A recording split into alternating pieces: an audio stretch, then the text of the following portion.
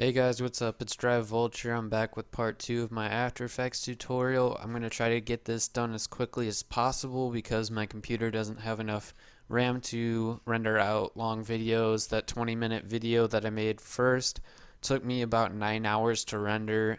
So unfortunately, until I can get a new computer, which who knows when that's going to be, I'm going to have to shorten my videos up a little bit. So that means I get to show you less cool transitions and stuff to do, which is a little bit unfortunate, but I'm going to get right into it so that I can get as much through as I possibly can.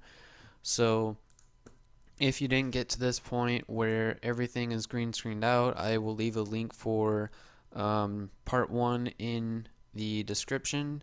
So you need to be at this point here, and before you even start doing the effect, you're going to want to have two things done. You're going to want to find a clip where you're reloading, and you're going to want to render out this part. This is what we did in the last video, and you want to render this out at 30 frames a second. I'll show you real quick. If you go over here in your settings, it will not say custom 29 FPS render. That's my preset. You want to just click that in your render queue. You might have to add video to your render queue to be able to change these settings. Sometimes I have to. You just want to go over here, click frame rate, choose this one, type in 29.97, and then hit OK. Then you want to render out this, and it'll just be like this, but it'll be real time, and whatever format you save in, no matter if it's AVI, MP4, whatever. Just make sure it's rendered out. You can even compress it if you want after you render it. It's completely up to you. But yeah, so you need to have that rendered. It needs to be an MOV, MP4, AVI, something like that. It cannot be the original layer or it's going to smear. Then you want to line it up with a reloading shot. It doesn't have to be the original because the animations are all the same. It can be any reload you have as long as it's the same gun. But you do need to line it up frame specifically, meaning it needs to be exact frame by frame for this to work. Then you want to come over to your effects and presets. If you don't have it, go to Window, click Effects and Preset with a check. Come over here, and you need to first of all type Extract. Make sure your first layer is on. Click on it and drag Extract onto it. Depending on how much black there is on the gun, you're going to need to adjust this layer anywhere between 1, which just cuts out the background but leaves all of that for me. That's why I said it just depends on how black it is. And then all the way from 1 up to about 15, so you'll have to play around with that. Every clip is going to be different. Mine ended up being a value of 9 that worked best for me. So now you can see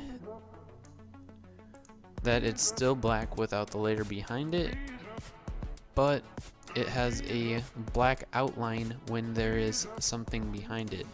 We don't want that, and the easiest way to take care of that is to go to Effect, Matte, and Matte Choker. Now you're going to want to disable your background layer, and then adjust this softness layer until almost all of the highlighting is gone on your edges. You can see some places like here you're not going to be able to get because it's rounded, but generally speaking, a majority of the highlighting, like up towards the barrel, under here, all of that, so that when you do have that enabled, it's going to look pretty seamless. Along with choker just comes some stretching, some distortion, so you're going to want to go ahead and line that up as best as you can. And then you can even resize your layer accordingly.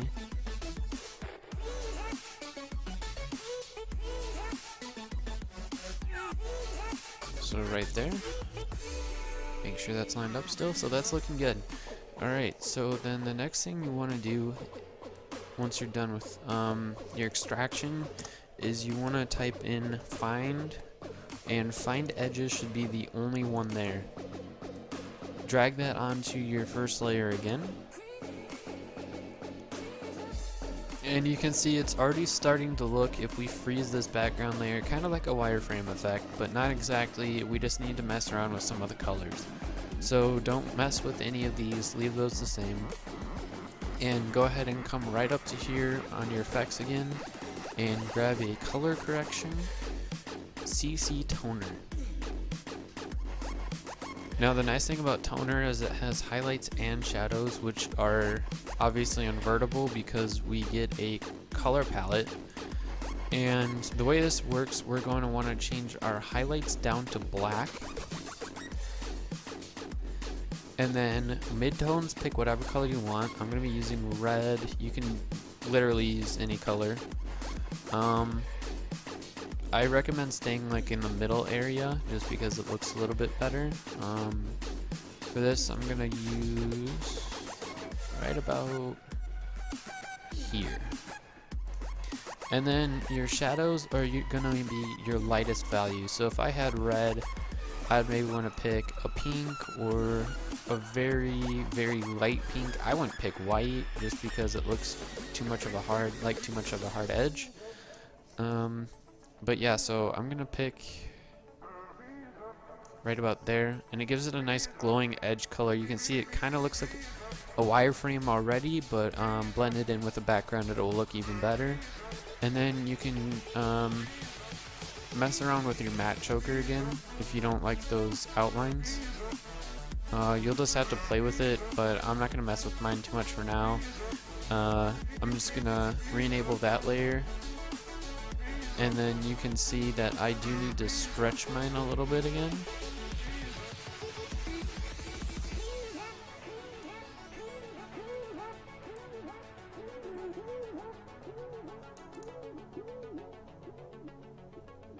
So that lined up pretty well. The one thing about this effect that I should point out is if you're using a very light color, like green here, because it inverts the colors, it follows the highlights. So highlight marks like here, here, and here are going to end up looking kind of patchy, as you can see, especially where the reflections are.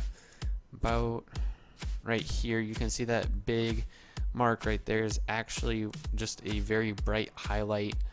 There's not really a ton of ways to correct this. I've got it to correct a couple times, but it took me about an hour messing around with presets, so it's not that big of a deal to me. If you guys want to try to figure out how to do it, it could be easy for some of you guys, seeing that I'm not by any means an After Effects expert, but we're gonna move on to the next step, and you can play around with that if you want.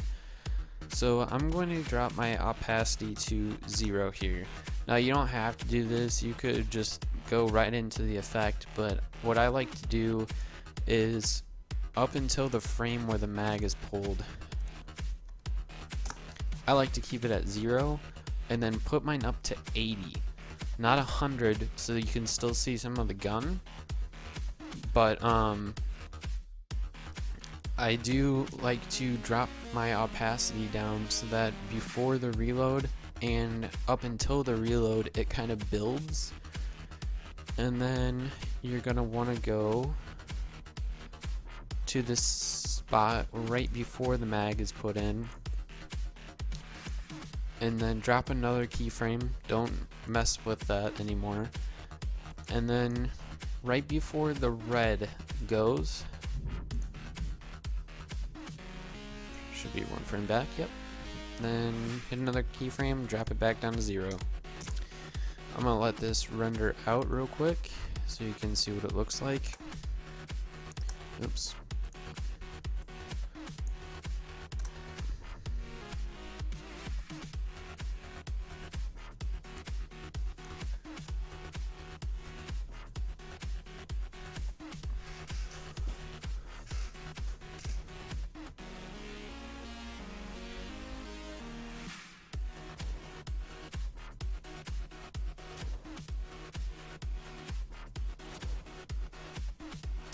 Alright, so that's how the effect looks so far.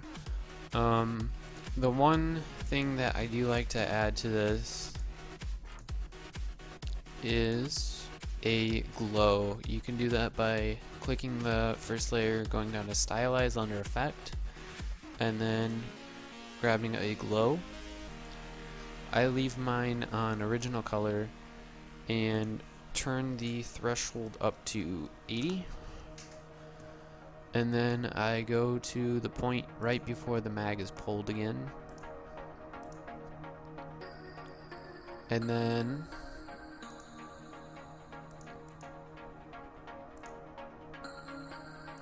keyframe the threshold from 80. Go to the point where it's about to go into the gun. Drop another keyframe, and then in between it, you want to, it doesn't have to be exactly in between, but I like to drop mine down to 40. So you can see it gives like this really cool glowing line effect to it.